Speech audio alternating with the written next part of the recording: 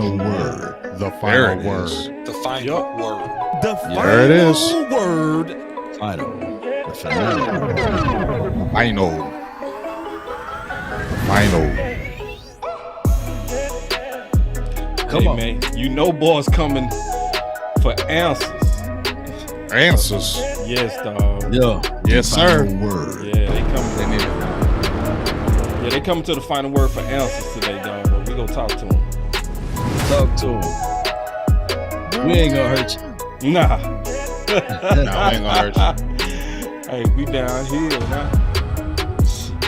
Let's get it. Let's get it, Packers dog. week, man. It's time to stomp these dudes. Like, you know, I don't know. I had 2 games The circled on final my word. calendar this year. The Bucks and the Packers.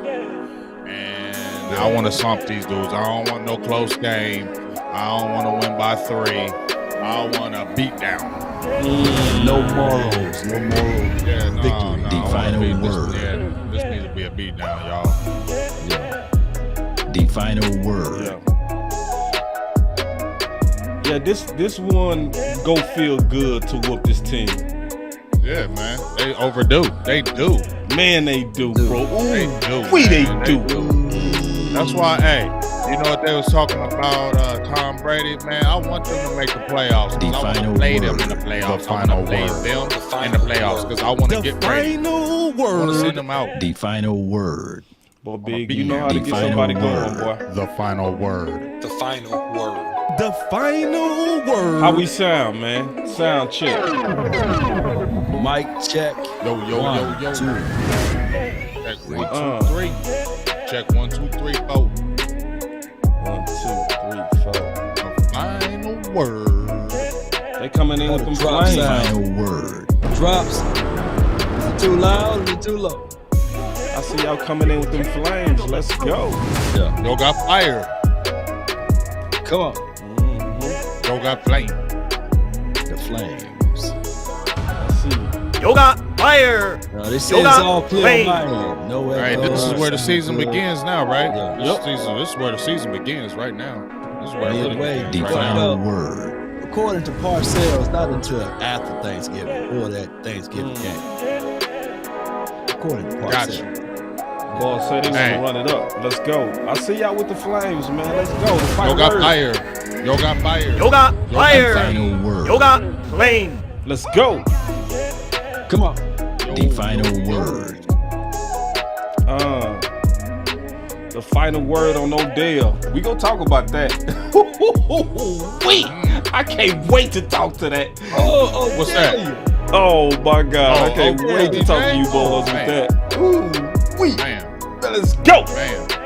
The final word. That right there. That happened right there, buddy. The final word. I got a cup in my hand. The final Ooh, word. wait. The final What's word. in your cup, dog? The final Don't play big. I see y'all throwing up the flames. I see it. Yoga fire. Yoga flame. All right, man. We finna kick it off. Y'all already know. Here we go. Here we go. Best way to do it. Let's go.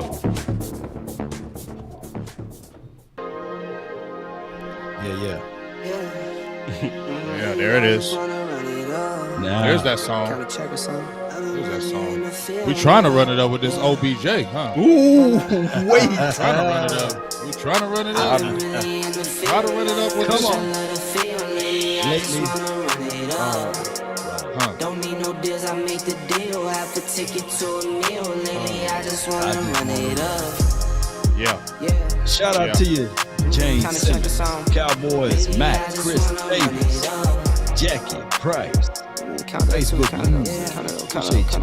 Lately, I just wanna Yeah, run let me it get some shout outs to the Ninja, Florida Cowboys, Coast Cowboys, KG, what's up, dog? I holla at you, Jay Lombardi, Mel Hayes, what's up with your dog? Peaceful TV, David Jenkins, you know what I'm saying? The Lunatic, the Marcus Green, Peaceful TV, everybody. We love y'all. Much love, man. Still the same, I switch your sides. And I see you, John, Mike, No, None, Moon Wisdom, Swain, Queen, Keystone in the building. Jeremy Hill, Captain Cowboy, Gregory Davis, Captain. Let's go. Can't trust a soul, I keep a hammer, call it Too legit. I've been really in the field, love Yep. the rush, I love the feel. Lately, I just wanna wanna run it up. Yeah, man, let's go, bro. All right, man. So, we said we was gonna kick it off with Odell Beckham. Let's first start with your thoughts in general, Big. We always kick it off with you, bro, because we ain't heard from you. What's your thoughts? I got a lot here too, bro. We gonna take all the angles on this, every bit of it. Okay. Okay. Well, first of all, I'd like to give you a big shout out because, giving me that respect, just every time we open up, you start with me. Not saying it's I just appreciate that from you, big dog. And I just want to tell you that. Thank you very much. Already. If you want me to be totally truthful about this OBJ thing, I know how our front office is, right? I mean, I know how it is, so I'm not getting excited about it because of our front office. But inside, I'm getting excited about it, if you understand what I'm saying. Because I feel like the Dallas Cowboys players, and I made a tweet about this, the Michael Parsons, I feel like players are like, hey, this is a guy we kind of need right here. Yes, we love CD. Yes, we love Michael Gallup. Yes, we love our two tight ends, but this is OBJ, dog. We seen what he was able to do when he came with those Rams. He changed their team. Yeah, they had Cooper Kupp, but you had OBJ. Now you had two diabolical threats that you had to deal with, right, on that offensive end, and that made those Rams very dangerous, and you saw it going through the playoffs. And we know what OBJ is. We saw with him with the New York Giants. And I ain't going to lie. Who can't sit there and say you ain't never always liked this dude's talent and ability and just his persona? You can't say you haven't. You can't say you haven't. He has an exciting personality that no matter what you say, you like, dang, boy, if you had that on your squad, you remember what he came in and did with the Cleveland Browns against the Dallas Cowboys too? You feel me? Yeah. He's a different type of player.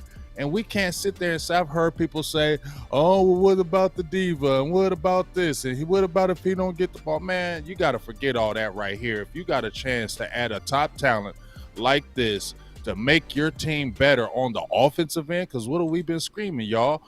We dropped 49, but you can't tell me you add a OBJ to your offense, dropping 49 without him. How much better does that make your team? We already talked about our defense. You made a move with Jonathan Hankins, right, to kind of shore up that middle, to kind of what we've been screaming like we need to shore up that middle, right? The Cowboys went and did it. Even though it was on the cheap side, they went and shored up something that needed to be shored up. We need an explosive receiver to help out CeeDee Lamb and Michael Gallup and the such. Why wouldn't you do that? And if you do that, to me, it says, okay, we're trying to take it to the next level. We're putting some chips all the way in here. That's what it tells me, that you putting chips in when you add an OBJ. We putting chips in and saying, okay, you know what? We going for it this year.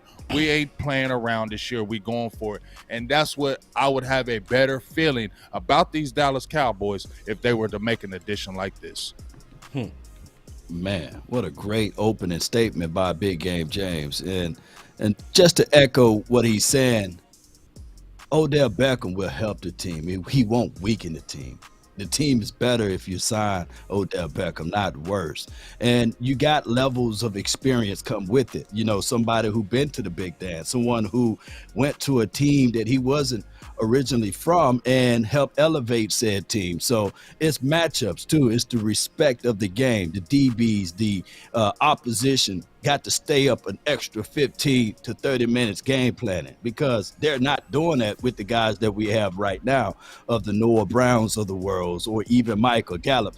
Out of respect to those boys, I'm not saying that they're trash or anything. That's not coming out of my mouth. But we would be foolish to think that those guys, not saying that we can't, but it just would be harder to just say, hey, we're going to go through this season with CeeDee Lamb, Noah Brown, and Michael Gallup, and hoping and praying and leaning on the hopes that James Washington can be that guy that can stand tall. But I get it if you look at it and say, well, hey, he had an ACL tear, and we don't know how it will be since he's going to have two coming back from two.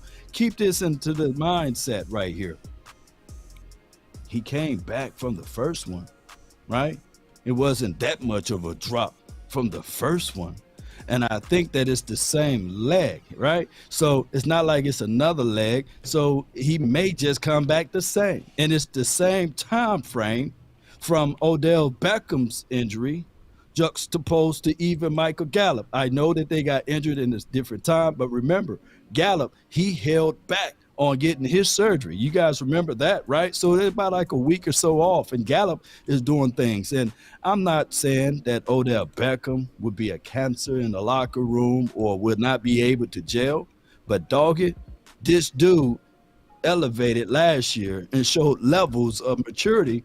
And like what Big Game James said against the Cleveland Browns when we played against them, last I checked, that it was 4 or 5 of Cowboy players trying to tackle him, and he was able to score that touchdown to be the game changer. I'm looking at it now that the shoe should be on the Cowboys' foot, and maybe if he can win us one game, it'll be worth it. If he can win us 2, 3 down the line, it'll be worth it. So yeah, bring in Odell Beckham. I think he would help versus hurt. My boy Adam said, how much will Odell be? See, Spot Rack says they had an open market value of anywhere between 10 to 13 million APY. yeah. So, and I don't care, honestly, at this point, because whoever we getting, it's already understood, in my opinion. It's already understood, in my opinion, that you got to spend for going over the top. At this point of the season, it's not about the money. It's about the opportunity, to be honest. Like, I'll worry about that budget stuff later, to be honest. And we good at budgeting, so I wouldn't worry about that too much. And then at this point, to keep it real, it's also, people know he had 2 ACL surgeries. Teams have leverage on him, not the other way around. Now, if he would have finished out that Super Bowl, now he would have had leverage, right? Yeah. But the fact that he had an injury in February, the owners have leverage on him in terms of market. So I don't think his cost gonna be too bad at all. You know, the thing is he gonna want a long-term deal. I think a long-term deal right now will be womp. Bad idea, dog. Nah, I think all these teams gonna be like, we got to put you on a prove-it contract. Let's see how you work out for the rest of this year, and then we'll talk about if we go pay you next year based on how you finish. What's your thoughts on that? Can y'all hear me? Yeah. Yep. Okay, I went out. I'm sorry. I mean, I don't think they're gonna. I think that's the sticking point, boss. I think that's where it. I think you just mentioned it right there, and I think you mentioned it too, Law. On your, or you had mentioned how he probably want a multi-year, and I feel like that's where you're like, that's why I'm not getting excited. You feel me? Because I don't feel like they're going to give him a multi-year deal. Like, he's going to want some security, right? Some security of this is going to be my home for multiple years. And the way Dallas is and the way they go, right, he's going to want some money. If he's going to want a multi-year deal, he's going to want bread. And that's why I haven't been excited about it. I want it, right? We want it, boss. We want it, Law, right? But in the old reality of it, when you see multi-year deal, I want money, bidding wars with other teams. Yeah. Where do we really believe that Stephen Jones will really jump out there and outbid another team? It has not happened. And even when we got Jonathan Hankins, as I said before, he was cheap.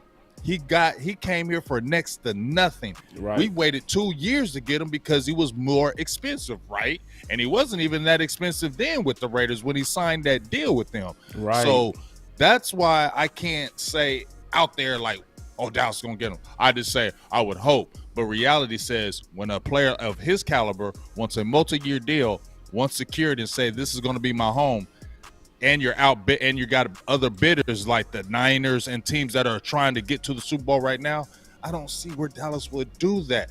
That would tell me they would, Boston Law, but I don't believe that part. I don't believe it either, dog. No, Well, there's three options in trading, right? You can go long, short, and you can stay put. Those are the three options. And if a player is wanting to go long, then you can whoop them with the contract language, right? There's a lot of ways where we can do this. It's funny how Dak Prescott, he didn't want the long contract. Remember, he wanted the short contract so he can get back in front of the new agreements of the CBA or what have you when they open up more and more money. Well, since this guy, Odell, is looking for a long-term deal, we can contract whoop him if you can sit down and say, all right, we got this Sean Lee-based contract, whereas we got incentives laced in with this contract. And if you saying that you are who you are, then if anybody know how to work those contracts, because the Cowboys are brilliant with it. Look up Tyron Smith contract. Look up all of these guys, the offensive line contract, how they were able to utilize the language. And even when we did bring in a guy with a long tooth by the name of McCoy, we had insiders in that contract or language in the contract. If something to happen to that said leg, that knee buckle or what have you, we can walk out of there clean as a whistle. So I believe if the Cowboys are wise enough, they would give a little to Odell and say, hey, we will give you this long-term contract. We will make sure that you got this house in Frisco and a babysitter and a new Ferrari and everything that you're looking for, right? Because he's saying that he's tired of living out of his suitcase. And we will put things around you so you can be comfortable and you can get this thing going. But I know John Stephen Jones and Jerry Jones, they will have also this right here. We will let you go if you don't hit those god doggone incentives. But I appreciate you. Hey man, I can't fight you. That's real talk. That was real. That's real talk right there. They know how to work them contracts, boy. Yeah. Now, a couple of comments that I like is coming from Facebook. Facebook, y'all bringing it, dog. I like Facebook right now. Y'all bringing that fire questions, dog. I see you, Facebook. My boy Adam said, good comment by my boy Adam. He said Gallup got about an average of 10 million. And see, I'm glad you brought that up, Adam, because that's what I would call the ACL market. That makes sense, right? Gallup is younger, right? Was ascending, and he only got 10. So he set the ACL market. For those who wonder what around he should, his threshold. So 10 million is a good number, Adam. Good insight on that, big dog. Also, Shane. This is a good point about Shane. We're going to talk about this. This is going to spin us into something else. Shane said, boss, I believe that the Cowboys are serious about Odell, but what concerns me is the chemistry. We're going to talk about the chemistry. But this, because at first, Law, I ain't going to even lie to both of you brothers. Like, just being all the way honest with you, bro. Yeah. You know what I'm saying? This is exactly what I was thinking, bro. Like, stop. I mean, I feel that one too, but yeah, stop. I might try to kick that football. Yeah, I was feeling like they was getting us ready for the womp. You know what I'm saying? The womp. Right. But something got my attention. I wanna talk to y'all about this because it get different when this happens. Talk to us. The odds makers got Dallas as the favorite. Oh, it get different then.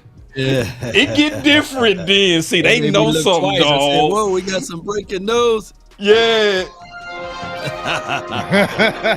It get different, dog, when Vegas starts saying we the favorites. Yeah. So let me ask you this, boss. Yeah.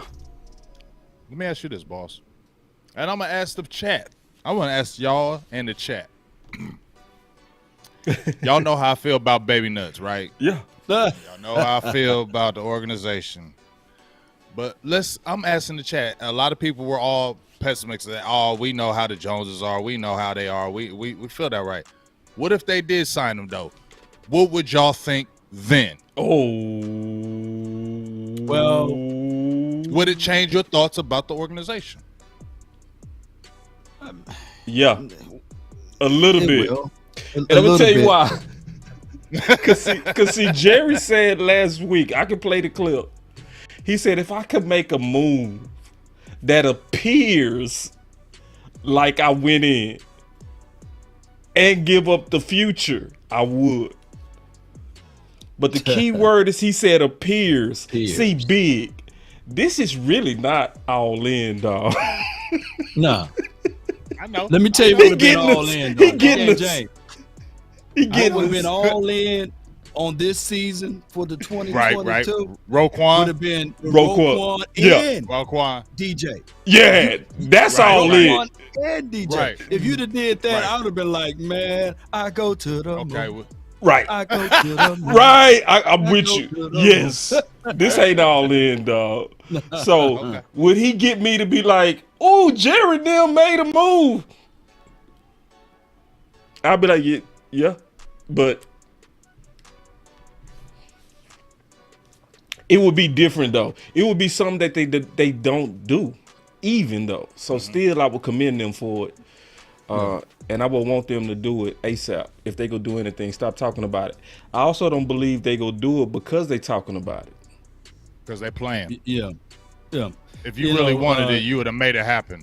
Silent. What they say, real Right. G's It'll move make- in silence, man. Right. You know, Right. when Von Miller Right. got picked up, Right. everybody, mama, uncle, cousin, Tupac, and Biggie climbing out of the grave was saying that he's about to go to the Dallas Cowboys, right? Right. It seems like if it was a layup. And then overnight, Womp. Mm-hmm. breaking news out of somewhere in Buffalo, they done signed Von Miller. We're like, wait a minute, that wasn't even brought up as a conversation, you know? Right. And then all of a sudden he went over there. But people, I bumped into some family members, and boss, you know, his family members all over DeSoto and Yep. Cedar Hill and, Yep. and Dallas and Mhm. Mansfield and everywhere. Yep. And he was like, hey, man, my cuz, man, watch your channel, man. I said, who you is? I mean, Von Miller, dog, he wanted to go play for the Cowboys, dog. That's how they sound. Dog, he wanted to play for the Cowboys. They that never even called him. I was like, whoa, for real? Yeah. Shout out to Von Miller. So we didn't move in silence on this one. That's why I don't believe it. Right. Even though Vegas put us as the odds to get him, as an odds, it would make sense. Let's listen to Jerry real quick, man. We go put Jerry. Jerry in Wayne. it. Yeah, I got Jerry. Here we go. I told you we gonna look at this from a lot of different angles. All right, we go also look at the downside of this, like chemistry. We gonna talk about all of that. All right, so here we go. Number of reports over the weekend that the team has some interest in Odell Beckham Jr. Can you talk about if that's accurate, if you guys do have interest, where you guys stand on that, and also just where you feel your receiving core is at in general right now at this point of the season? Well, that's a big question. I really like where we are with our receiving core. We got, of course, Washington coming back, and that's big. And we've got Gallup. Wait, let's pause that real quick. That's big. You believe that? See, because we don't know who he is, bro. We don't know. We don't know. So we gotta wait and see. But the fact that he said that's big, I'm telling you, he's setting us up for. I'm see, because I'm hearing that womp on this boy. Here we go. Who is just, in my mind, getting better at the level that we would expect him to be, and improving every day. And of course, Lamb, we think, is everything that we wanted at our number one receiver. I like the way we're pitching the ball, throwing the ball with our tight ends, and I think that's meaningful in this conversation. Because as I see us going forward, that could basically dictate just how aggressive we are in any type of additions that we have here with our receivers. On the other hand, Odell is someone that we have all the appreciation in the world for what he is as a competitor, and know that the Cowboy star on that helmet, when he puts it on, could look pretty good. Wait. What do you need to see? Wait. Let me ask you this, though, Big Game James and Balls. Go ahead. Did you hear him say when he put that star on his helmet? Man, yeah. Receivers. On the other hand, Odell is someone that we have all the appreciation in the world for what he is as a competitor, and know that the Cowboy star on that helmet, when he puts it on, could look pretty good. Yeah, win. Oh, I didn't even pay. Boy, boss Cowboy, you be. Know that, I seen the that Cowboy win. star on that helmet, when he puts it on, could look pretty That's good. why I made that tweet. Man, I say. never even paid that much of attention to the word win. You He know? said when he put that. He said when, dog. Win. But I also heard him say, we have an appreciation that could also be, we appreciate you, but Ah! You put the butt in we there. have all the appreciation in the world for you, but you cost too much. Ooh. Let me ask y'all to this though.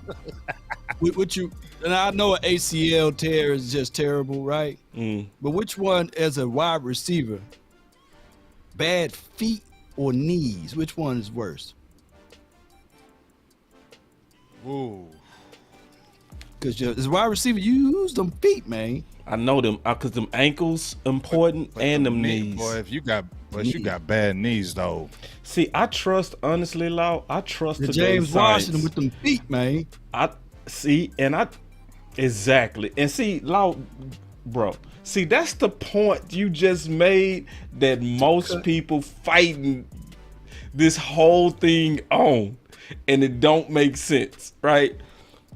There are us Cowboy fans offended that we taking this discussion serious. We should talk about this because for some reason people think we trying to replace Gallup and CD Lamb when you really looking at just what you said. It's really Odell Beckham versus James Washington and Noah Brown. Yeah. That's what we dealing with right now. And we should know from Cedric Wilson that every now and then your number 3 receiver got to win you the game. Facts. And now And you you got know what else, Noah. Go ahead. Now you got Noah with a foot injury, and we don't know what's going on with that. And we don't know if that's going to be an ailment that stays with him during the season. We don't even know that. And now we know James Washington with these feet. Like, yeah, this is this, and then like Gallup with an ACL. Yeah, this is about depth. Like, and it makes sense. What happens if CD get hurt? That's the biggest thing. If CD Lamb gets hurt, then it's really bad. And that's the thing. That's why I say you got to look at that, because just like you said, boss, the depth, but quality depth, not just any kind of depth. Right. Quality depth, a guy that could come right in and be electric for your team. You, God forbid, like you said, you already got elements with Michael Gallup. Now, he's not 100%. You got the element with Noah Brown with the foot. James Washington, like Law said, with the feet. You're a big major injury away from being in trouble, because, yes, we got those tight ends, but it's working because you still got a decent enough receiving core that they're threats on the inside. But if those receivers like a CD Lamb goes down, now they're going to just bunch up on those tight ends, and they're going to really press that line of scrimmage, and they're going to say, we're going man-to-man because we don't believe you can win these one-on-one battles. You get what I'm saying? Facts. So we're really going to attack you now.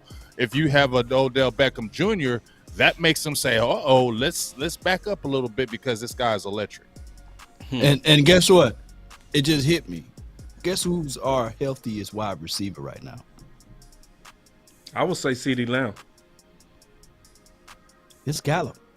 Even though he's battling coming off, remember CD Lamb had that hip pointer, and those things flare up here and there. And CD Lamb himself, he's been battling with those little knickknacks. And the whole thing with Jalen Tolbert, it's been his hamstring that been having his issues. And of course, it happened at the worst time for him to get out there on the field without his primary quarterback. He had Cooper Rush out there, and he couldn't find quality time to get on the same page with him. So it's been Gallup, who's been, like they said, recovering all off season as your healthy wide receiver, who really didn't miss that many days as relates to practices and things like that. I think since the start of the season, the person that missed more practice days been out of the group, CD Lamb. So if you're getting ready to prepare yourself and you see the forecast, don't get mad at the person that's saying that there's a 95% chance rain. All we're saying, Cowboy Nation, go get the umbrella, right? Right. Just in case. That's all we Just in saying. case, dog. Now check this out, because I want to. That segue perfectly, Law. You're so good at this. To this next point, and I like what Tariq said in the comments where he talked about. Let me pull him up real quick. I like what Tariq said. Tariq said, "Didn't Woods get hurt last year for the Rams and Odell stepped right in?" See, it's the insurance, exactly, Tariq. It's the insurance. It's the fact that we getting ready to try to make a playoff run. Yeah, if you're trying to win a ring, last year's receiving core was healthy. This one is not. Last year's receiver core was deeper. This one was not. We was content all the way down to Turner. We're no longer content like that, y'all. I mean, just what it is. But check this out. I want to play this part because to me, this is fire content as well. Check this out. Listen. Like that in the middle of the season when you take into account factors like, are they going to get up to speed fast enough? Can we count on guys to step up their play that are already here internally? What is that evaluation process like for you guys? Well, I think a veteran player such as Odell, but my experience has been when we've brought a veteran player in, they hit the ground running in terms of being able to compete. And so that usually is not a big factor. When we think about whether or not a player can he fit? Now the player's individual skills, his people skills, as well as his past experience. Wait, People skills. people skills. Hell. What the? A player can he fit? Now the player's individual skills, his people skills, as well as his past experience. Bro. Well, a couple of things we gonna take from that, and I'm gonna send you a new link, OC. A couple of things to take from that, bro. First of all, is he lying when he say when we make acquisitions like this, they play immediately? They hit the ground running in terms of competition. He not lying, because that's what happened with Amari, right? Right? Mm-hmm. Yeah. They Turned Amari up. immediately they turned him on, like go. So that part, history say he's telling the truth, right? Now, what did he just say about people skills? People skills, yeah. And see, remember I did that video and I was saying they be looking for Jesus Christ to be the temperament for the Dallas Cowboy receiver, and they don't understand that they never go find them. You're never gonna find that, boss. And then on top of that, it was semi with Amari Cooper because he entered the draft so young. So by the time he got to the Cowboys, he was still young. He was still a young veteran who was still on his rookie's contract, right? So those are two different worlds. Even Amari Cooper, not even 30 yet, right? So it's just two different worlds. How old is Amari Cooper, by the way? He's still in his 20s. I know that. I think he's like 29. She's 29. So he was still a young wide receiver when they asked him to play right away, and then the circumstances was a whole lot different. He wasn't coming off of any battles of injuries, and the good favor for him is that he had that season 2 bye weeks because they did the acquisition while the Raiders was on their bye week, and then the Cowboys was headed into their bye week. So it was a blessing in disguise when we picked up Amari Cooper, by the way.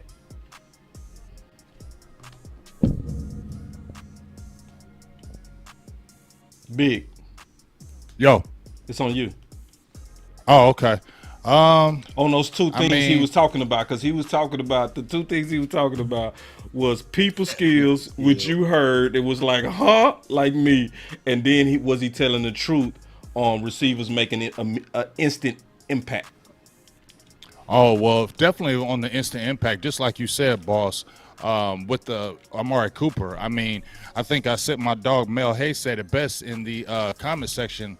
And he said, man, if Dak had OBJ, he would turn all the way up. And I believe it. I believe if the way Amari Cooper came in and he just changed this whole team and that connection with Dak was instant, I really believe that if OBJ came, that would be instant. I mean, it would click instantly. We'd be like, oh snap. I think we would be excited like that. We'd be like, oh, while we was waiting for this. This is what we've been waiting for, because I don't know, it just seems like when Dak gets somebody super explosive, he turns up even more, right? It just seems that way. It just feels that way. When he gets somebody super explosive, he turn all the way up. He does. And I just believe he would do that. Right.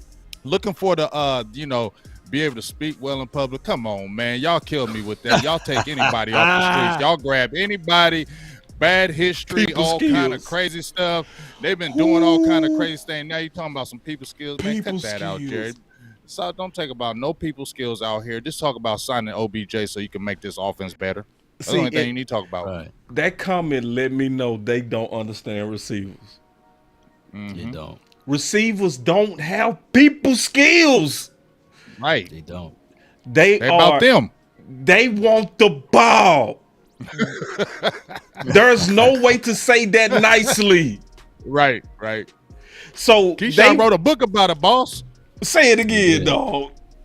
Keyshawn wrote a book about it. Talk about it. Give me the damn ball. Yeah.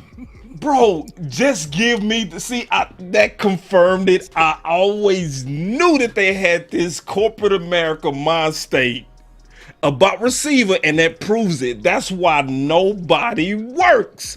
T.O. couldn't work. Dez couldn't work. Amari couldn't work.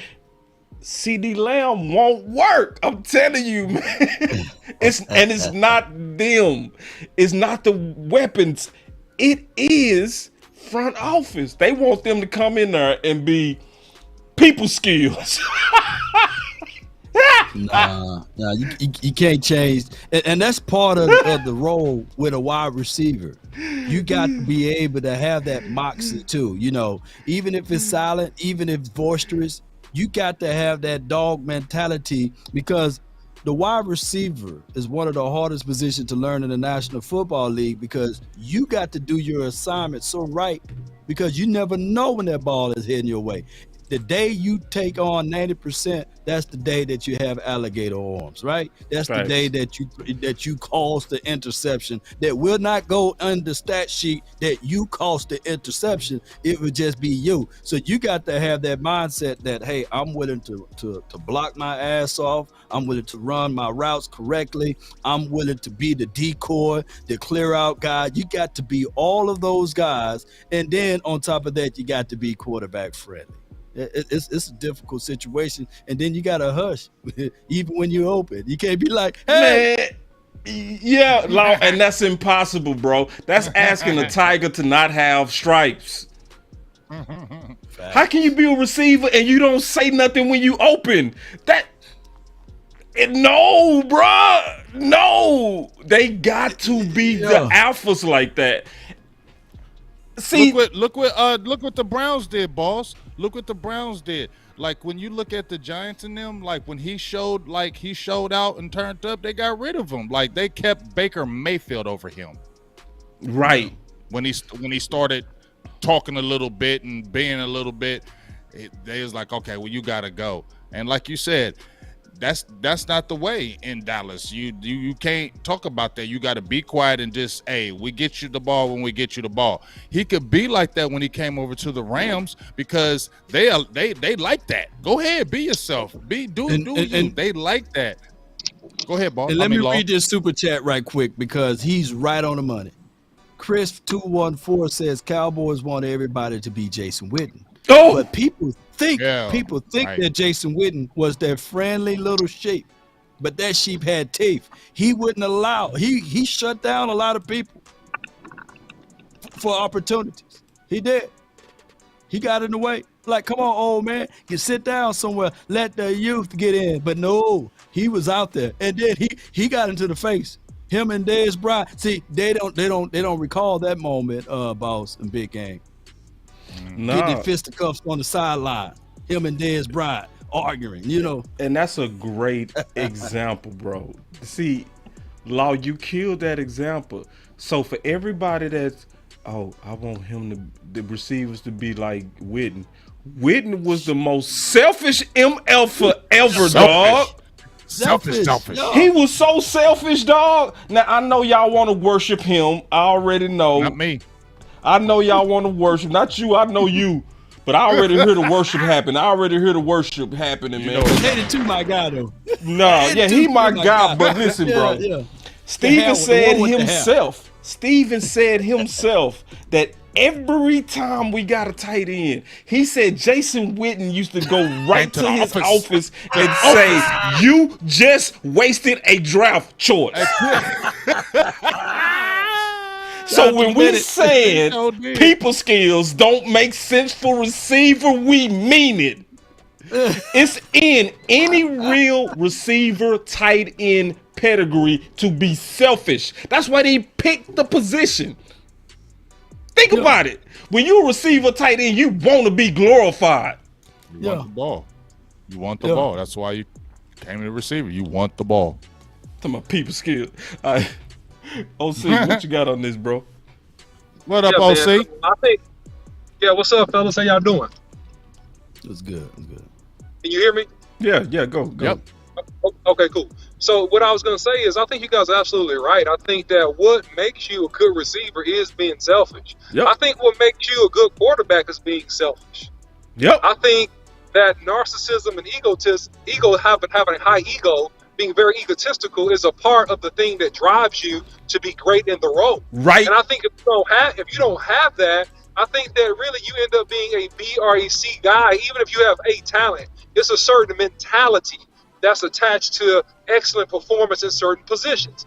You know, that's why CEOs and marketing directors, they are, performers. They're ego driven. They're the type of people that want to shine. And that's what you got to have. So, if Jerry want to use that as an excuse, basically, this goes back to Mike McCarthy, not Mike McCarthy, but goes back to our drafting and scouting department, right? To where you have to get a certain type of guy. You have to get a certain personality that will fit within the Cowboys. And if you don't have that certain personality where you're going to be corporate and go alone and get alone and you stand out too much, they kind of like that, just to be honest with you. Say, and my boy Landlord with the super chat say, "What's happening, boss? That's why I'm the way I am." So he an ex wide receiver. I want y'all to know that. Landlord from Alabama, ex wide receiver. He say, "Boss is right. Wide receiver vibes, but it's also what makes us great. Confidence, ego." Hey man, bro, I feel you. Now I did say we was going. I said that we was gonna attack this from multiple angles. After the final word, y'all go hear every case on this. Now we got a good question. Somebody say, how does Odell Beckham help the running game? I'm gonna answer that question. A lot of y'all don't know this, but when Amari Cooper came to the Cowboys, Dak passing rating went up by 20. But it didn't just happen by accident. It was why. Think about it. How does having a weapon help your running game? Can you stack boxes? Can you go man coverage? When you know that your nickelback got to cover Odell Beckham? So what do you go naturally do scheme-wise? You go soften. Soften, yeah. Yeah. So, yeah, weapons on the outside do help your running game. It does. Yeah, because it's the threat. It's the big play threat. So let me tell you like this. This is what my D coordinator taught me. He say, boss, he say the first concepts that all defenses start with is how to stop four verticals. If it's not an answer on how to stop the deepest, most threatening play first, we throw the play away. So everything defensive scheme-wise starts with how to not give up the big play. That's first. That's how receiver helps your running game. I just want to answer that question. Real quick. Also, I said we was going to talk about this from angles because there's other angles I think we need to talk about too. That's good stuff. So this is a thought I want us to tackle. My boy Iceberg Slim, he said this when we was talking about Odell Beckham yesterday. He said people are slow putting Odell Beckham on Dallas. He said that run the damn ball battle goes out the window. Y'all know damn well Kelly Moore will relapse. Whoa. Let's talk about that. Let's talk about that. I'm gonna start with you, Law. Well, when we look at the team that won the Super Bowl, Odell Beckham was on that team. And one can argue that they ran the ball. So they did. Facts. I get what people say. Well, if you bring in more and more talent, you got to justify the means, and now you got to pass more. No, that's not the case nor the scenario. The philosophy still should be the same. I'm just still trying to get my guys out here to really have weapon on weapon, meaning to keep the offense or the opposing team trying to stay up an extra 15 to 20 minutes. There's more game planning around this guy, Odell Beckham, versus Noah Brown, right? There's more respect out of the defensive back. Let me know if I'm wrong, boss. Out of Odell Beckham, it's a different type of philosophy when he get the first down and flex versus a Noah Brown get the first down and flex. It is. I just want you guys to go back and look at how it elevates everyone. If Noah Brown was on the open market, I'm quite sure because Noah Brown, he ain't no 2-year player. He's been in the league for like 5 or 6 years. I don't think that there will be a Micah Parsons tweeting out to Noah Brown, come on, Cowboys. Come on, man. Bring in this dude, But by this guy, Beckham being out here, and I'm not saying just for the name, but the opposing teams got to respect. There's an interview out there or a quick excerpt out there with Prime talking and said that on his latter years, he still was able to get the looks because they still respected his abilities, although he said that he didn't have it, right? So there are those type of things that come into play. What's your thoughts on that, Big? The fear of Kelly Moore relapsing. Ooh-wee. That right there, that's kind of tough because we know how he is, and I'll be screaming 30 for 30, but it might be 60 for 20 if Odell Beckham comes for real, because that boy, he's gonna be like, I got somebody who can really stretch this. I'm gonna throw the ball every down. Like first play, probably gonna throw it to him. If Odell Beckham came on the team, first play gonna throw it to him. See what I'm saying? So, it's true. It's true. I feel that's a that true statement, dog. I mean, I heard Mike McCarthy even say, I think this was a few weeks ago, where he was saying, where they were asking him, as an offensive coordinator, do you like throwing the ball? He's like, yeah, I like throwing. As an offensive coordinator, you like throwing the ball. So it'd be really hard for me to see that, the 30-30 club will still be going. But I will say this, maybe with the emergence of Tony Pollard would help that, fellas.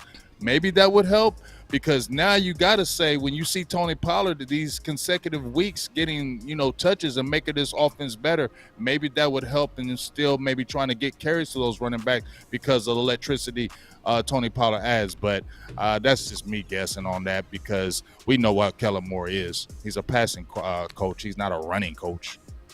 Yeah. Yeah. Hey, I got one more insight on this. The OC, before you go and say this, let me say this one thing. I want people to understand that the coverage also dictates that. So if they're in single high look and the Cowboys continue to throw the ball all day, have at it. But if they're in quarters or what have you, dropping 6 or 7, then you run it. I think that if that is what Kellen Moore understood, then we don't have no conversation here. But go ahead. Hey, yeah, OC, man, can you bring your camera down some, just a little bit, if you can? They want to see unless you drop. Is that better, sir? Yeah. Just a little bit more, man, because I can't put your lower thirds there. There you go. All right. There we go. You good? Yep. There you go. Okay, cool. All right, so listen, guys, I'm gonna go against the grain a little bit, and before I say this, shout out to Rika Moving the Chains, and she wrote a really, really awesome article about the impact of somebody we have not talked about in this show. Really, really insightful, and I want to submit it to the court. All right, what about Brian Schottenheimer? Brian Schottenheimer was brought in as a consulting coach. Yeah. And his dad is the late, great Marty Schottenheimer. Well, his career notates and shows a commitment to being plus positive on the run game. So he was brought in as a scout and a consultant for both the offense and the defense. I think that perhaps behind closed doors, he is also with Mike McCarthy on the influence and the importance of a running game. So I don't think that if you get Odell Beckham, you abandon the running game. I just think that you throw the football more easily. That's what I think. I think that obviously, to you guys' point, you have to back up and respect the deep route. You got to respect the big play. So it makes it easier on runoffs. It makes it easier to create lanes, especially if you commit and continue to run counter traps, toss sweeps, lead tackle sweeps, things like that. So that's my take on the matter. What say he? Well, what say Boss? So Boss gonna say this: 6-2 versus 6-2. Last year we was 6-2. We was number 1 in the league at rushing attempts, and we abandoned it. Okay. We abandoned it. Now we 6-2. But this is the difference. Last year when we was 6-2, Kellen Moore was being called genius. This year we 6-2, and Kellen Moore being put in his place. So I do understand the fear. I get it. For everybody that's concerned about the relapse of Kellen Moore, the real question is this right here real? Is this real? Right? Right? You with me, Lau? If this is real, then we scared of the boogeyman. Right? If Mike McCarthy has established himself with a run identity and he has won the war, we are afraid of nothing. But if Kellen Moore has our power like he had last year, then be very worried about the relapse of Kellen Moore. But I think this 6-2 different from this last year's 6-2. To be honest, if we go back to pass happy after winning 4 games with a backup, we deserve to lose in the playoffs. We deserve it. And I just don't think we that dumb. I echo that too. Yeah. Go ahead. Yeah, and to boot what you're saying, Boss Cowboy, here's the deal, man. The real deal is this, is that Kellen Moore has to win in the court of popular opinion. He's like a gladiator right now. He has to win the crowd to win his freedom, right? And we used to talk about this a lot. Facts. So he knows right now, he's playing the game. He knows that if he goes back to throwing the football a lot and we lose the game, my goodness, OMG. He knows the fallout will be so tremendous, he's not going to do that. He'd rather lose the game trying to run the ball too much than trying to open up and throw the ball because he knows who he is in the court of popular opinion. So he ain't going to do it. I agree. He ain't going to do it. Yeah. I agree 1,000%. And just to echo what you were saying, both of you guys, it goes back to the formation. I don't think that we were mad and angry that they threw the ball everywhere, but it was common sense that they were neglected, right? Right. And in those type of style of defenses, we were like, run the ball. You know, there's 7 of them out there. And the thing was, week 1, the Bucks, keep in mind, write this down, Ezekiel was averaging over 6 yards or close to 6.2. You was right. 6.2 yards per run. But they was like, hey, he's going to fall back into their tendencies and traps, so we don't have to get out of this cover 2 or quarters or what have you, or dropping 7. At one point, they dropped 8, y'all. They dropped 8, and the Cowboys still tried to throw into the teeth of that. So the whole time when people were saying that, man, Dak should learn from Cooper Rush out of these last 5 games when Cooper Rush was doing his thing or what have you, and 4 out of 5 that he won, and I was banging on the table and said, no, it's Kellen Moore who should learn that, hey, when you got that type of look, put the ball in the belly of the running backs.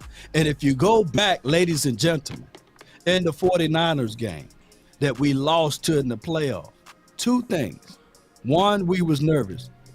if you have somebody with the kind of caliber of Odell, you remove that nervousness out the way because now you have confidence. Somebody who been here before.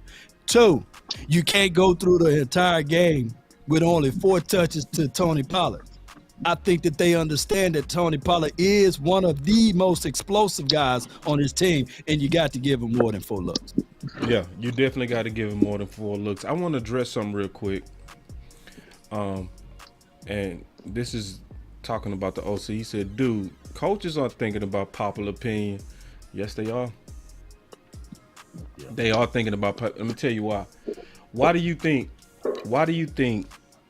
Mike McCarthy waited to after Tampa to go in on Kellen Moore? Now, he always knew and always didn't like those option routes. What made him wait? He needed to wait till the public was against Kellen Moore's system. He had to let that thing die right in the open before he had the power to challenge him. Because if he would have challenged him early, he would have looked insecure, and likely the front office would have got Kellen Moore back. So he had to let that system fail. And that's why he waited till after Tampa. And then that's when he stumped a mud hole in Kellen Moore. He could have did it last year. What was he doing last year, Law? Big OC. He was begging. I hope we run the ball. Huh? What? Yeah. I hope we throw it to Amari Cooper. That's what he was saying last year. Yeah, after Tampa, he came out totally different, didn't he? Yeah. Yes, sir. So it's politics in this, y'all. It's also timing. That's why we was the first people to start using the analogy of Game of Thrones. We was the first people to show that it's real politics in coaching. Like, people think like, oh yeah, you don't wait till the public on your side. Yes, you do. Yeah, that's why they got rid of Garrett, because it was overwhelming now that the public was against Garrett. It was no saving Garrett after the public was that mad at Garrett. It was no coming back. So yeah, and why do you think front office leaks their version of the story all the time if we didn't matter? If the public don't matter, yeah, they care greatly about the public. I just want to put that out there. You had something else on it? Yeah, about that Amari Cooper. Oh yeah, they wasted trade value. Yeah. Now I do got some film, because like we said, we was gonna look at this from our own angles. Before we go to the film, I want to tackle one more thing from my boy Iceberg, because Iceberg, he be having some good thoughts, man. So I want to acknowledge some of this stuff. And my boy Life Crazy say 228 people and only 79 likes. Yeah, y'all gotta hit the like button, bro. Come on now, hit that like button. Hey, but listen, it happens. I was on Law channel today and I forgot to hit that like. I just thought about it. It's shame. It happens, dog. So my bad, Law. Speaking of Game of Thrones, speaking of that. Shame. But this is what I'm gonna do. I'm gonna go over and hit that like. As a reminder, I'm gonna go over there and hit that like. Boy, Law had a good show today, boy. Y'all better go back and check it out. That boy was going in. Man, it was a good show. I enjoyed it. But check this out. He said Kellen Moore has a chance to put the NFL on notice with his new 3 tight end sets. F. Odell Beckham, because our OC would come predictable 3 wide receiver sets. What's y'all thoughts on that? That's what the OC been talking about for the last 3 or 4 weeks. Yeah. Run 31 personnel. That's what I've been saying. Yeah. Because you have an opportunity to control the middle of the field from hash to hash, which forces one-on-one matchups with the receivers that you do have. And for good measure, you can control the middle of the field from hash to hash, running up the center, neutralizing the safeties, and you can drag across a tight end opposite and underneath. He's going to be open all day long, and it's nothing anybody can do about it. Go back and look at the late, great Patriots, Bill Belichick, when they had Rob Gronkowski and they had Aaron Hernandez when they were rookies and they were second-year players. They torched the league just running 21 with 2 effective guys. We got 3. So, man, we should do it. Agreed. But, hey, he had a lot more to say, dog. He said F. Odell. No, I ain't saying that. I ain't going that far. right. I'm going with the first part. I'm going with the first. I ain't saying all that. I thought you agreed with everything. I ain't I saying like Yeah, I all was that. like, dang, OC.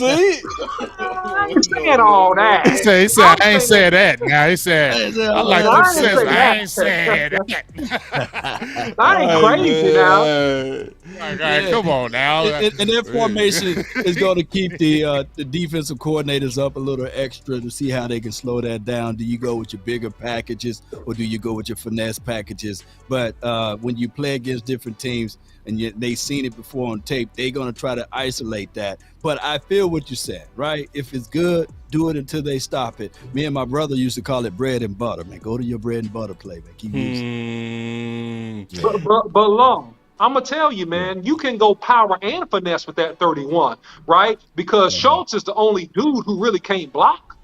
He the only dude who really can't block.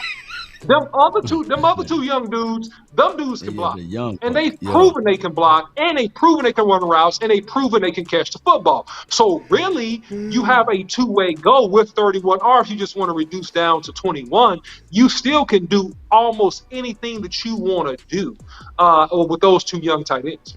That boy landlord say, man with a bookshelf like that, I'm listening to OC gotta be wise. Landlord. You got the botanicals back there. What you got back there, man? That boy landlord. Yeah, that's real. Botanica. Almanac. Yes. He got almanacs. The OC gotta be wise with a bookshelf like that. That's what I'm talking. All right. That's Hey, cool, man. Yeah, man. Hey, but you know what? Oh, Just bouncing off what OC said, just what OC is saying. Because when I first saw Hendershot, that's the first person I thought was Aaron Hernandez.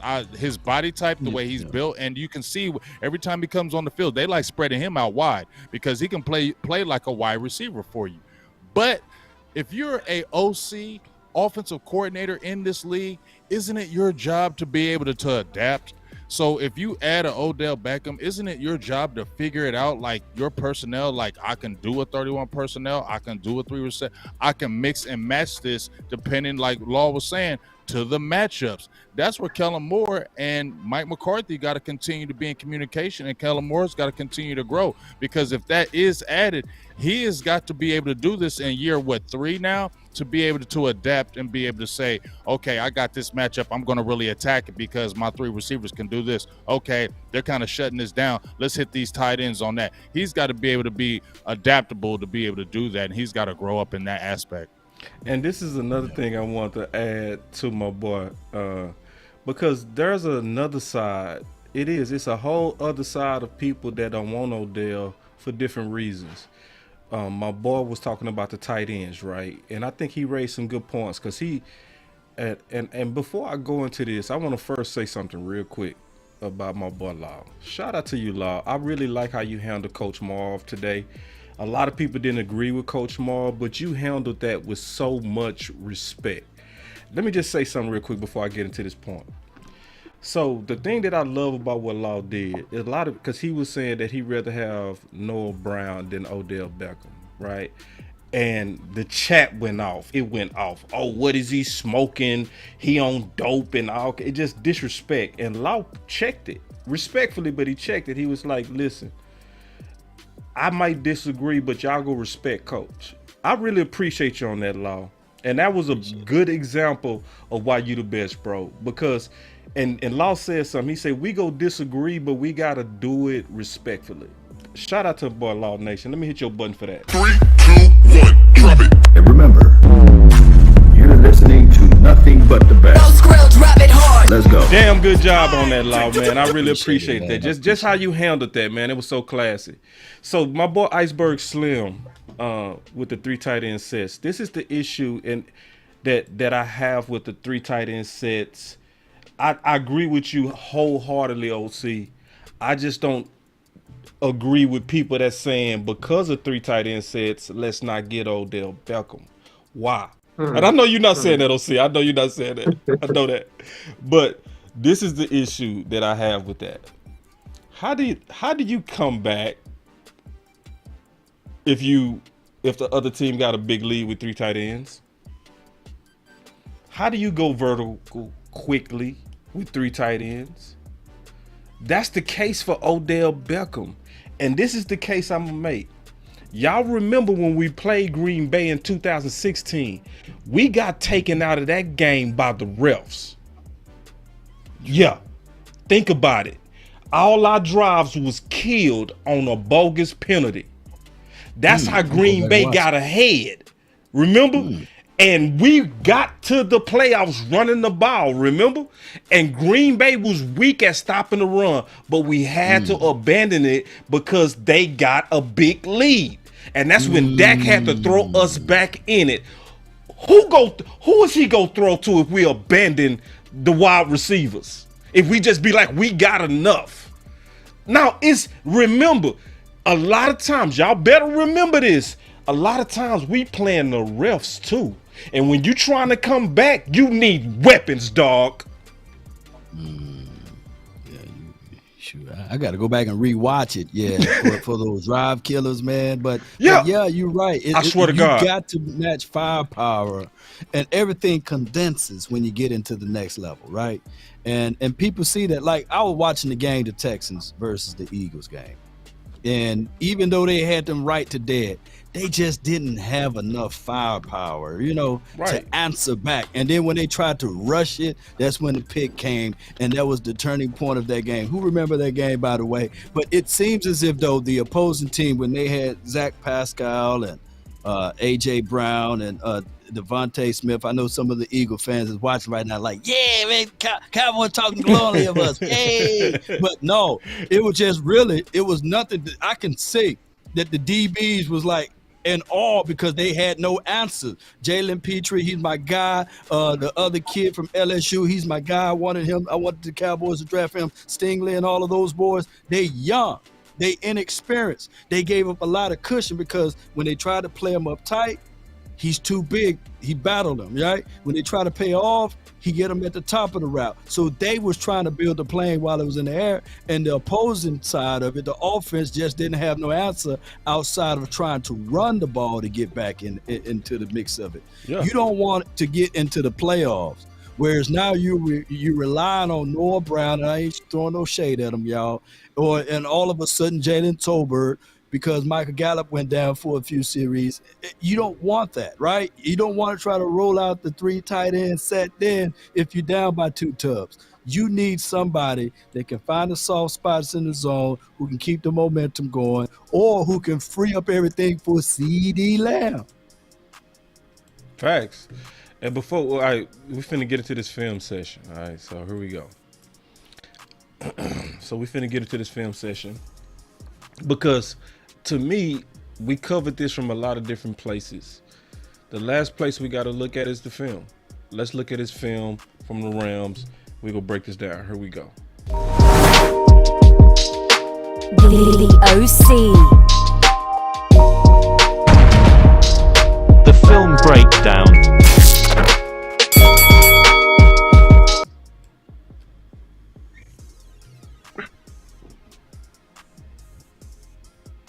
All right, let's take a look-see at Odell Beckham Jr. Good route, good catch right there. As a guy that's ran a simple drag route on that, and, he came open. So now look at this. This is empty, right? And so you're running the back. Go ahead. He ran a simple underneath crossing route, in route, just very, very simple. And from good the slot catch because position. it was way behind him. Yep, excellent. Now this is the Rams running empty. So you see no running back in the backfield. This is 5 receivers. This is we trying to score, and we trying to get you leverage because we believe we got better receivers than you. All right, so here it is, and this is just a simple hitch. This is a stop route or hitch route, but because of the leverage that they're playing off on him so much, he's wide open. They're giving so much ground. And so on this play, here he is again. Now he's over the top, right? And that's the threat right there. That's the thing that makes him special and unique, the ability to get on top of defenders and accelerate past them. That's a touchdown. And Green Bay got good corners. Green Bay got good corners. And that's another stop route. But notice, because of the threat, how much cushion they give Odell Beckham, which makes that route an easy completion. There it is again. That's another route. That's an up and out route. So looks like an out route. And, that's a very, very easy completion. Again, all dictated because of the respect that you have on Odell Beckham Jr. That's a slant. Very, very good. I don't know why that kid was playing off. That's a touchdown. That's a slant. And there the kid is playing way off, and that just was a mistake. He gave him inside leverage just bad. And so that's another out route, and that's very, very good. Excellent job there by him. We got motion, so we got empty. We got empty once again, and that's just an easy pitch and catch because that corner played him bad. But again, that's a touchdown, man. That's a touchdown. So quick slant route, that easy touchdown.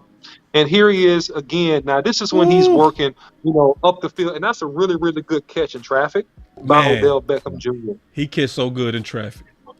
He do. Yeah, because he got hands. And that's a simple drag route. And that's really smart, right? From the slot position, they running everybody else off. They're dragging him across from the slot. He's wide open. That's really good play design, by the way. Let me point that part out. That was excellent play design.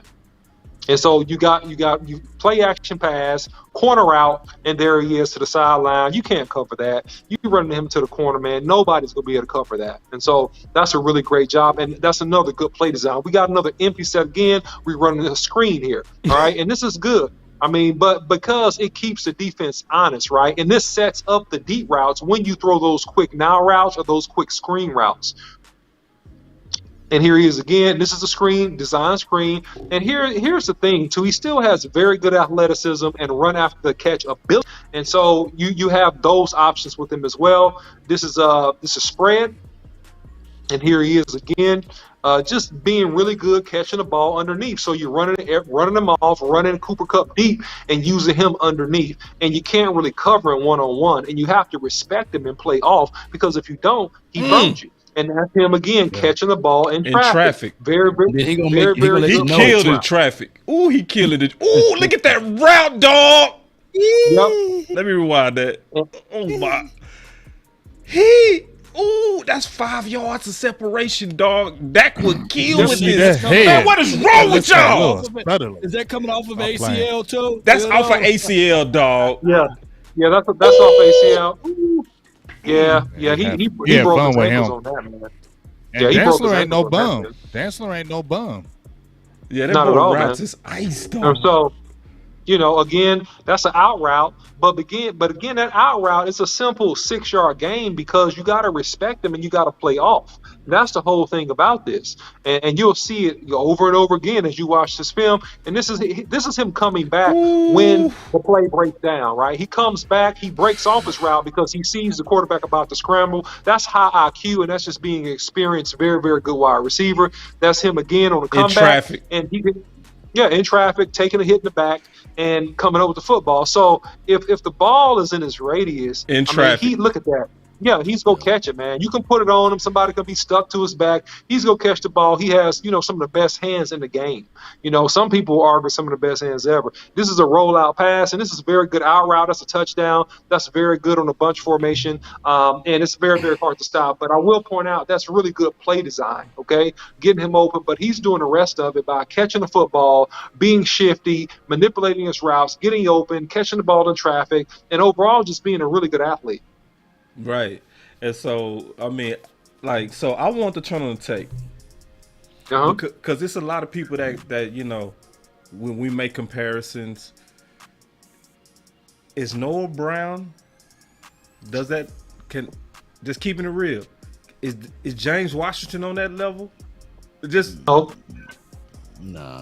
man. Just keeping it real now.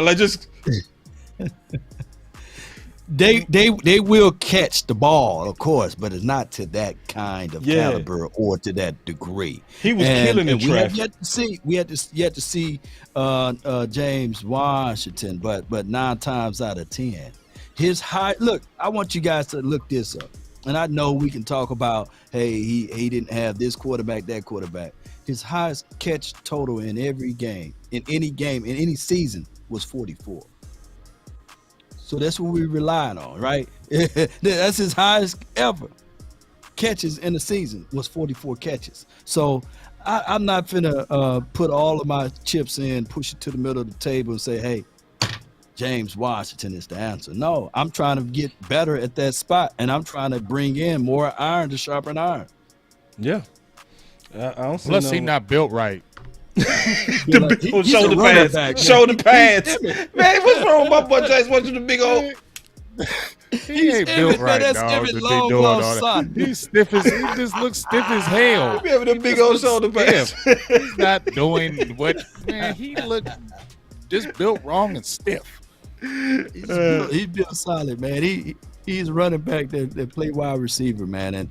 And I don't know, man. Dez Bryant advocated for him and said the Cowboys were going to pick him up. And then a few weeks later, the Cowboys picked him up. True. Now Dez Bryant is banging on the table for Odell Beckham. So we'll see what happens in the next few weeks. So check this out. Next Obviously, now we turn the page to Green Bay. All right. Oh. Yeah, we turn the page to Green Bay. And, you know, Green Bay is a sensitive topic, right? It's, you know, they talk about the emotions of Mike McCarthy, you know? So I want to kind of get y'all thoughts on Green Bay. I know you already kicked it off big about this, but this is something as a Dallas fan, big. I felt you 100% on the beginning, bro, about this game, and we go kind of talk about this game real quick. But, bro, I felt you 100%. My Facebook screensaver has been a Dez catch, and has never changed since that day. Wow. I've never changed it, bro. I've always kept one thing to remember, and I always say the North will remember. That's what I think about Green Bay, bro. I hate Green Bay. Me too. So I want this for McCarthy. I want this for the new Dallas Cowboys, because this is the new Dallas Cowboys. That old Dez catch was under the old regime.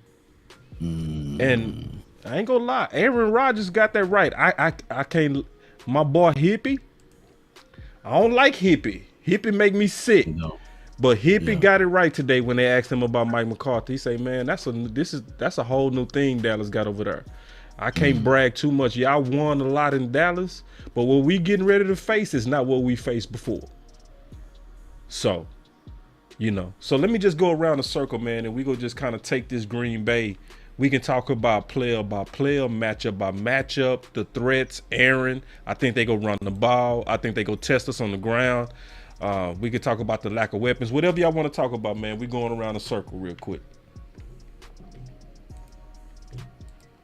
Starting with you want me to go first? Okay, okay, we go with you, Law. Well, that's one team that I can't stand is Green Bay Packers, and they got a slew of injuries, and I don't care. You know, they said Aaron Jones nicked up. They said Romeo Dobbs, where art thou, Romeo? He's banged up, and that's okay. Aaron Rodgers looking like a shell of himself, and this game got a high emotions, man. Even Mike McCarthy, he teared up at the podium because of this game, of the memories of his daughter being born there, and I'm quite sure a third of his family rooting for the Green Bay Packers since he's been there. I think his wife is from the location, by the way, so I'm quite sure that Green Bay blood is pouring through their veins, and he got to go in there and exterminate. And I can't stand Aaron Golden, boy. Oh, woo! Rodgers, I can't stand it. Because it seems as if though the aficionados, they all agree upon anything that happens in that game. You're right, Big Game James and Boss and OC. We're going to play against two teams that night, right? Or that day. And we got to be locked, loaded, and ready. I want us to be so dominant that even when they try to pull that BS, that it won't be enough. And we know that they're going to do that, but it will not be enough. I want this team to be locked, loaded, and focused. Look, Mike McCarthy, so focused. The man, he got a smooth face. He shaved his beard off. I'm like, whoa, what's going on, Mike? Did y'all pick that up? I said, man, he done shaved his beard off. He's focused. He's locked in on this game. Yeah, I think that, it's a lot of... Go ahead, OC. You can go ahead, man. Yeah, no, I'm saying I think it's a lot of emotions attached to it, and naturally it should be, right? But if it was any good time to play the Green Bay Packers, it's right now. The Green Bay Packers are 3-6. They got a lot of injuries. Aaron Rodgers looks semi-confused. Nobody's getting open. offensive line is blocking questionably, and the defense is very up and down. And so if the Cowboys come out and take care of their business, they can actually go up there and put a really nice whooping on the Green Bay Packers, which I think will take a huge monkey off Mike McCarthy's back, and he'll feel justified, and it'll give him more confidence as a coach. And I think this team, as the season progresses, because Aaron Rodgers has come into the Dallas Cowboy Stadium and he's been a Cowboy killer. Unfortunately. Yeah, and so because of that, man, we owe you one, man. You do for a good beatdown. You do for a good beatdown. Hippie. And we need to go up there. We need to get that beatdown. Oh, hippie. Yeah. I feel you, OC. I feel you, Law. And I said this last year. I wanted to slay them Dragons last year when we were 12-5. I was screaming, slay them Dragons. I wanted Brady. I wanted Rodgers in them playoffs so bad. I feel the same way. I just can't stand both of them. Not in like I hate y'all, but in the football aspect, I can't stand either one of y'all. I can't stand y'all. And I circled both of them teams, Bucks and Packers this year. And when the Cowboys came out of their bye, I had the Cowboys 4-4, but I said the win streak started when they went to Green Bay and went on like a big run. That's when that win streak was started. I just feel like it's about time, fellas. I don't want to hear no excuses. They've been playing bad against other teams. I don't give a hell. I want to stomp these dudes. I want to utterly destroy Aaron Rodgers. I want our defense. I want our team to really understand how much this means to the fans. That's what I want this team to understand. Team, understand how much these Cowboys fans want us to beat Green Bay, please. So come with that fan energy. If y'all can understand what I'm saying, come with that energy from the fans, because we all want this so bad. So I just feel like the Cowboys really feel the fans, because I feel like a lot of our fans feel the same way about Green Bay. Like it's due. The same way we've kind of felt about Brady. Like it's time to get him. It's time to get Aaron Rodgers, dog. In that 2016 year when we beat them in Green Bay, man, that felt so good. I don't know how. I mean, that's the biggest victory. Good. Like I don't care. That victory right there still stands out to me, because our defense wasn't great. You feel me? It wasn't great, and Aaron Rodgers had a bad game that game. I think he threw a couple picks in that game. He didn't look himself. That was Dak rookie year. Ezekiel Elliott was running all over him. Didn't feel good the way we just beat them in Green Bay. Just felt so good. And that's what needs to happen this time. We need to stomp these dudes. We got the corners. We got the line. Michael Parsons, man. Hey, you know what, boss? I'm going to go ahead and say, hey, D-Law, if you want to try to help boss and get this back together, this is the game. This is the game. If you want to help boss Cowboys out, because this your boy. This your boy. This your boy, D-Law. So if this is the game, go ahead and get you about a couple sacks to help boss out, because we gonna win this bet. I need but you, this dog. is the game where you can do this game. Make D-Long. it close, turn up that. Make it close, Tate. God, at least make it close, dog. God, dog. To get paid. Make it close this game for boss, man. But don't lie, big. He been almost there though a lot this year, haven't he? Big. But I've been saying he's almost he's Tyrone Crawford right now. He's almost guy. Yeah, he almost, bro. He need to break down. If he would have break down and make them tackles, bro, I would already be getting ready to take your money. Probably about 8 sacks right now. Yeah, he would have about 8 sacks right now. Yeah, he was right now. Nah, he was tripping, bro.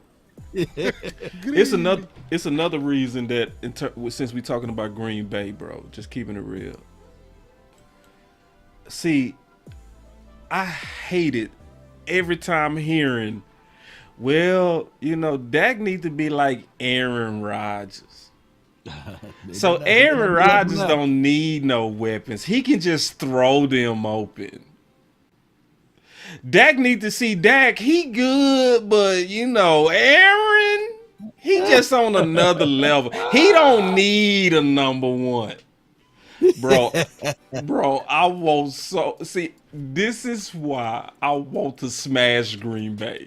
Ooh, I sadly want to smash Green Bay because of a lot of our own fans. I'm dead serious. Yeah. All that hating on our own guy. All that hating. See, my question is, is Aaron the God that y'all say he was? Because y'all made him the Lord and Savior of quarterbacks. You said Dak he didn't need a number one. Just throw him open, Aaron. See, I want Aaron in the ground. I'm serious. Yeah. I like Aaron too. Aaron is a killer. I like the hippie. He's a true hippie. Yeah. He a killer. He a dog. Yeah. But it's time, bro. It's time to move aside, man. I'm sick of you. And I'm ready. I'm ready to see my quarterback demantle this dude in his house. Can I get an amen? Man, hallelujah. Amen. Amen. Hallelujah. Thank you, Jesus. With a gunshot. Yeah. Bruh. Finish him. And this is the unique thing. Across generations, Cowboy fans can't stand Green Bay. You can go all the way back to the Ice Bowl. You know what I'm saying? And even when they had Brett Right. Favre, you know, in the mid '90s and what have you, they couldn't win the game in Texas Stadium though. You know, Right, they right. still just couldn't stand them. You know, Green Bay. You can go to any generation and you can point out why the Cowboys just don't like the Green Bay. And this modern generation, this is the first generation that appeases the quarterback. By the way, you know, they fall in love. This generation, they kiss up to Green Bay. They a do. little bit, you know. Ooh, But the old generation couldn't get, not like Big Game James. Know one thing. You know, we talk about the Eagles, we talk about the Giants, but Big Game James know about the Washington, you know, battles. You know, you can't get Big Game James to say anything positive about the Washington team. You know, so just every generation different. You know. And Green Bay's in top 5 of hate. You feel me? If you a Cowboys fan, older Cowboys fan like we are, you know what I'm saying? Like you just said, Law, it's kind of personal in my opinion. I think it's just personal. I just can't stand Green. It's personal. I can't stand Green Bay, and I just it's time. Like you said, boss, I can't stand them.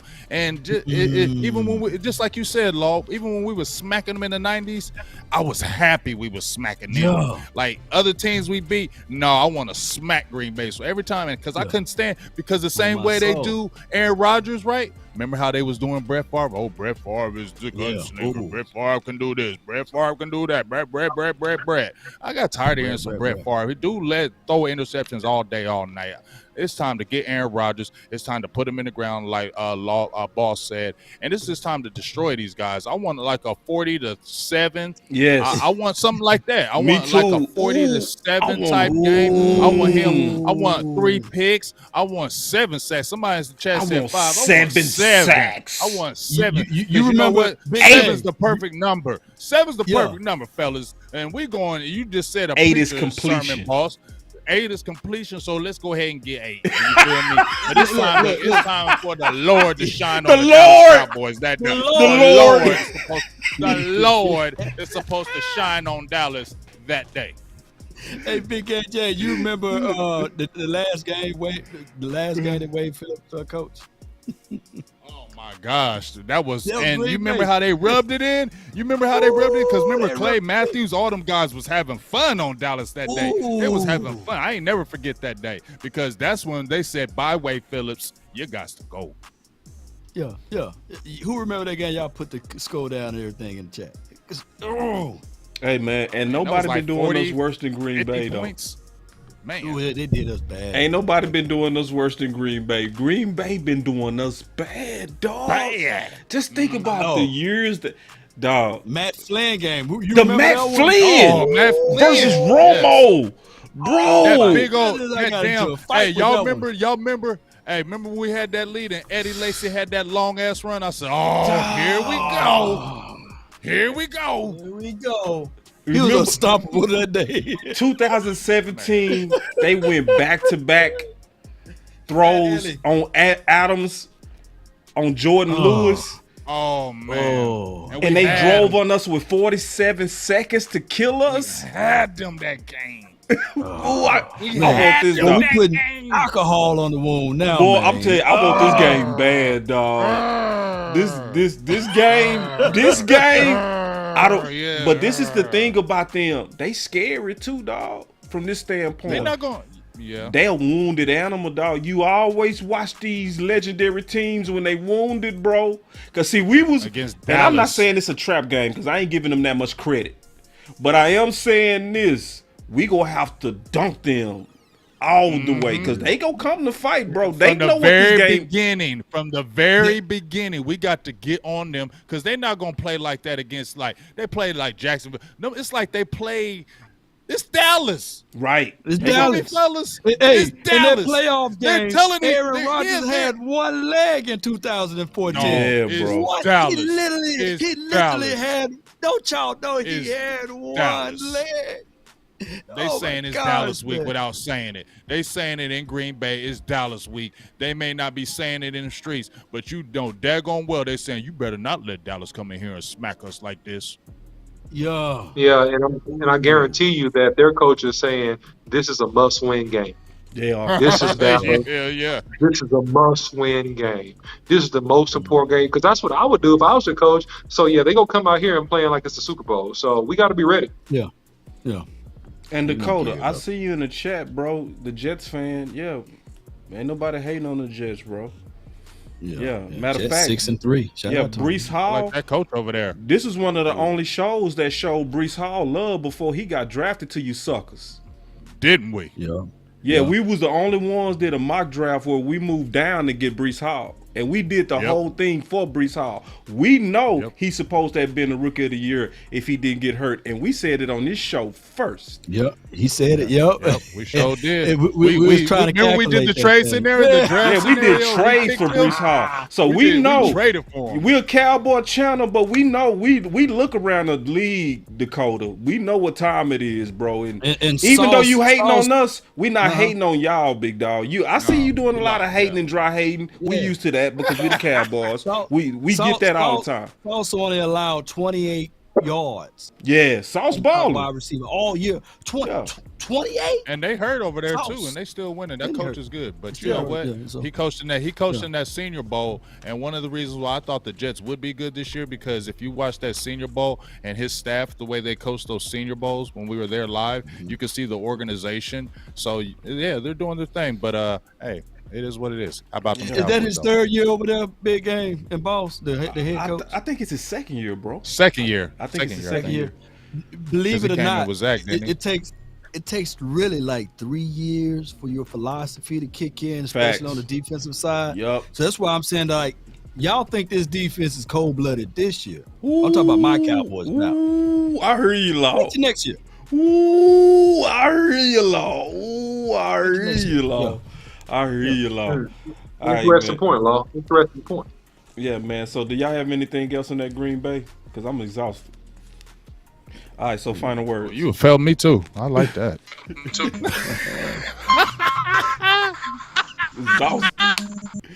So, no, my final words. We getting ready to start the second half of the season. Okay, and I feel real good about where we are right now. I feel better about this 6-2 than I felt about last year's 6-2. We peaked. I feel much better about this 6-2 because we trending in the right direction versus we were starting to trend out of the right direction last year. So keep in mind, again, I say this all the time. In the first 6-2, the 2021 6-2, we led the league in rushing attempts. And Dak was the MVP. We was going out of that on the second half of the season. We started throwing. Now, this 6-2, we started off throwing. Now we starting to level off into our identity being a run team. And I'm seeing a whole lot more common sense. And what Law said is so epic. This is year 2 of this defense. This is year 2 of this defense. Jerry said something that I love. He said, man, did you think we was going to do what we doing? He said, absolutely. I expect us to go back to the playoffs, and we need to be better than what we was last year. I am seeing the Cowboys work towards that. So, I do have a show tomorrow. I want y'all to come back for that. Because I'm going to go heavy on Kellen Moore. Heavy on him being trained to to become what the OC called a RPC, a responsible play caller. And I'm going in depth. So, and it's going to give you confidence on the direction that we going, but it's going to also give you conviction to keep your eyes on him because there's some dangers. So that's my final word.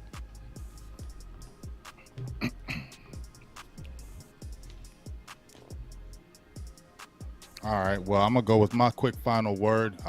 Great final word, boss. I think my final word is this, man. The last time the Cowboys had back-to-back playoff appearances, I believe, was 06, 07. That's a long time, you know what I mean? And I think this is going to happen this year, too. First time in that many years they've had back-to-back playoff appearances. Yeah. Woo! You know, so that's a good sign, good, you know bro. what I mean? That feels good. That's a good sign. And so, you know, a lot of people that be hating on McCarthy, I think they should back off of him a little bit because, you know, that's the first time he's come in here, and in 3 years he's made the playoffs. Looks like it's going to be twice in a row. I'm going to say with Cowboys going to the playoffs, feel me? Yeah. I don't feel like there's going to be no kind of collapse or anything like that. But I don't know, man. It's you know, who gets hot? You feel me? Right. Toward the end, I've been saying that who gets hot at the end, and that's what really matters, and health matters. So as long as that Cowboys can continue to stay healthy, it feels good. But once again, man, once we get to these playoffs, man, you know, it's got to be. I don't know. I just. A lot of the Cowboys fans are feeling like this could be the same thing. You know, I told you I haven't been drinking the Kool-Aid, so I just want the Cowboys really just to sit back and listen to the fans, man, the players. Listen to our hurt, man. Listen to our pain. We tired of seeing our good teams just go to waste. We tired of seeing good seasons just go to waste. And I think my final word is listen to us fans, Cowboys players. Y'all on Twitter. Y'all on Twitter all the time. Listen to us. We screaming for this to happen because this is another year where it's wide open. It's for the taking. It's for the taking, Cowboys. What are you going to do? It's for the taking, and that's my final word. Hey, before y'all finish the final word, I just thought of something. I want to run this through the circle. I'm so sorry, y'all. I'm so sorry. But this is a good question that just hit me. Whatever happens at the end, who would y'all want to be the head coach, Mike McCarthy or Dan Quinn? I'm going to start with you, OC. Mike McCarthy. Oh, I'm sorry. Ooh, I'm going to go with you, big. Go. I'm sorry. I apologize. No, go ahead. Go ahead. I want Mike McCarthy. I seen Dan Quinn. I just feel like I've talked about this before.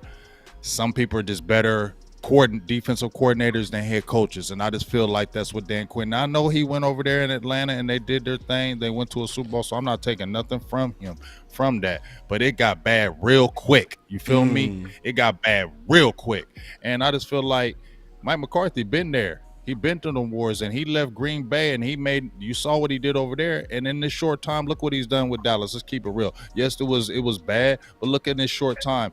The 2020 season was messed up for a lot of teams, you feel me? But the way he's righted the ship and the way his command, I'm sorry. I'm going to stay with Mike McCarthy over Dan Quinn. I just feel like that's where I would go. I'm going with Mike McCarthy too, bro. And this is why I'm going with Mike McCarthy, because I also believe in the sub coaches. So if we look, first of all, Mike McCarthy has been genius at managing the dysfunction of the Dallas Cowboys. He has been genius. And I don't frankly trust, even though I trust Dan Quinn as a coach, I don't trust his political ability. I don't. I think Dan Quinn is too much of a straight shooter for Dallas. You got to be a master politician. And I've been watching Mike McCarthy. He's been a master politician, bro. That's number one. Number two, is there an answer for Dan Quinn if we lost him? I say yes. Witt. Joe Witt. See, Joe Witt get a lot of respect too at this defense. I think you get a better chance at replacing Dan Quinn than Mike McCarthy. Well, I look at it like this, and if you've been around the team and if you've been to these training camps, you'll see that Dan Quinn, he's a hands-on guy. And if you stretch that capacity out, you will lose some of that. And I think that goes a long way. Dan Quinn being able to elevate his guys, his contemporaries as it relates to coaching too. All of those guys, Joe Witt Jr., Al Harris, Dirty, all of those guys should be getting phone calls at the end of this year to be a head coach somewhere. I would take Mike McCarthy as the head coach here because of those delegations that he exhibits out there. But far as those other guys that I mentioned, and of course George Edwards, all of those guys that I mentioned are all minority coaches. Why is it such a pivotal moment for these minority coaches to get head jobs? Third round. For one, you get draft capital now. Yep, you get draft capital. Yep, and you get draft capital. So it's a situation where when they get elevated, and they got to get interviewed, and if they can have the resume of this Dallas Cowboys defense looking the way it is, and Dan Quinn will give them a good beat of, hey, these guys helped me out. These guys, I trained these guys, and my philosophy can live forever. And I like that, by the way.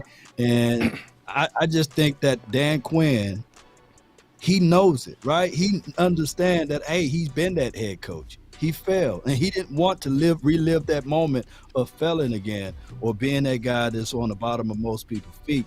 I think that he relished his moment of developing and growing, and he got a footprint now that's in the NFL that will forever stay as long as he continues to coach here as defensive coordinator. So I would rather have Mike McCarthy. Wow, 3 so far, 3. Yeah, I'm gonna go ahead and finish this off. You mentioned, Boss Cowboys, to your point, that Mike McCarthy was like a wise king. And I think, man, that you're right, boss. I think that's played out. And I think that it's very difficult to replace the experience, the wisdom, and the know-how to navigate unstable waters. And that's what the Dallas Cowboys are without a super stable personality. You really need a patriarch. You really need a father figure that's strong enough to do what he got to do, but wise enough to lay back in the cut and let certain things play out. And I think he's played perfectly. And I think in terms of the wisdom and the experience, he's going to be hard to replace. Some people say that it's better to be a great number 2 than a poor number 1. Not saying that Dan Quinn will be a poor number 1. I think that he's really learned and had a chance to sit back and digest a lot of things since the Atlanta firing. So I think he will be a much better head coach if he got another opportunity. I just don't think it will be optimal for him to be in the role for the Cowboys. The OC. There's no emotions, no friends, no loyalty. Straight business. Straight business. Put hashtag straight business in the chat. All right, we right back at you for your final word, dog. Yeah, man. So here's the deal with the Cowboys. I mean, Cowboys are playing the 3-6 Green Bay Packers. And my word for the Cowboys, I don't want to talk about the playoffs. We too far off. We're at the halfway point of the season. So I don't want to talk about that right now. I think that, man, the key word is steady. It's just be steady. Be steady and consistently good and boil the frog. And when I say boil the frog, I mean ramp up the intensity as you head toward the playoffs. So I want to see the Cowboys start to go into another gear when we get to those last 3 games. That's what I want to do, and that's what I want to see. And I want to see the Cowboys be consistent and stay committed to running the football. And if you run the football and you force teams to take away the run, the play action is going to be available. And my second word is continuity. Let Dak Prescott continue to get in a groove and develop continuity with all of the weapons, all of the receivers, tight ends, and backs. And if we just use these games to develop continuity and stick with our game plan, we're going to be in great shape. In terms of the defense, I think we still got to get better at run fits, man. I think that we use this game because the only chance that the Green Bay Packers have, in my opinion, is if they're able to keep our defensive rush honest because they're effectively running the football. So let's work on cleaning up the errors, the run fits, and then when we get a 3rd and long or 3rd and medium, man, we need to put the heat on Aaron Rodgers, man, and make him throw the football before he wants to throw the football. That's the keys to victory versus the Green Bay Packers. Other than that, just be steady. That's my final word. Yes, indeed, man. Steady. Yeah, that's the way. That's the way. If the Cowboys stay focused and stay steady, look, let's not get into a penalty war. Play sound football. The Green Bay Packers, we all know that this is a game. It's a game for Mike McCarthy to win. The players understand that. J. Ron Kurtz came out earlier this week and said, hey, I understand the levels of this game. I'm paraphrasing. And we want to win this game for Big Mike. And I'm quite sure that he is speaking from the defensive side. Keep in mind, Mike McCarthy is an offensive-minded guy. So that let me know that his reach also is to the defensive guys. Speaking of that, I got to give a shout out to my guy, Koye. He coined this phrase or the statement right here. Would you rather be a king for a day or a prince for a lifetime?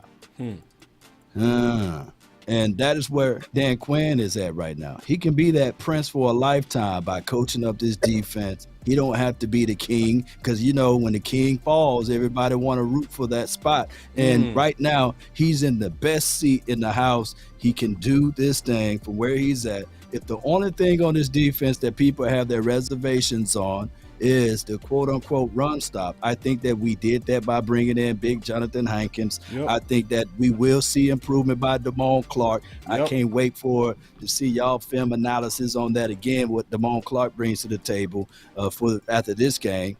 And if the Cowboys stick to the philosophy, the 30 for 30 club, right? Big Game James?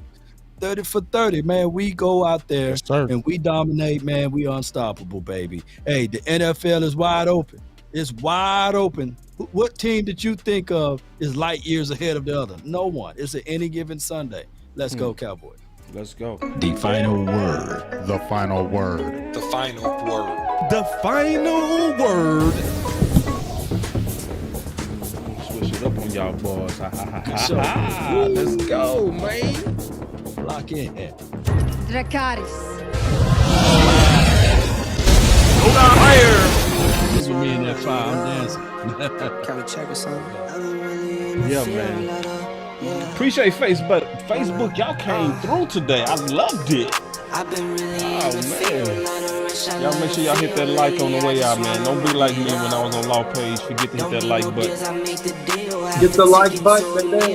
Hit that like. Don't leave without hitting that like. Sub to all the channels too, bro. That's just Kinda check us out. Come on, man. Lately, I just wanna run it up.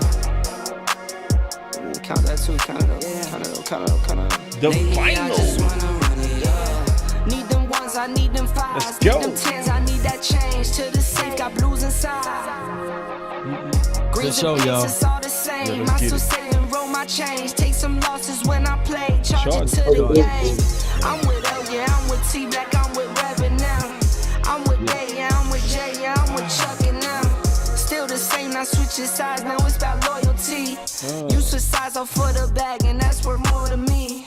I mix Nike with designer, I experiment. You just rock what's on the shelf, and I'm not feeling it. Search for the one, but baby girl, it's nothing real as this. Can't trust a soul, I keep a hammer, call it too legit.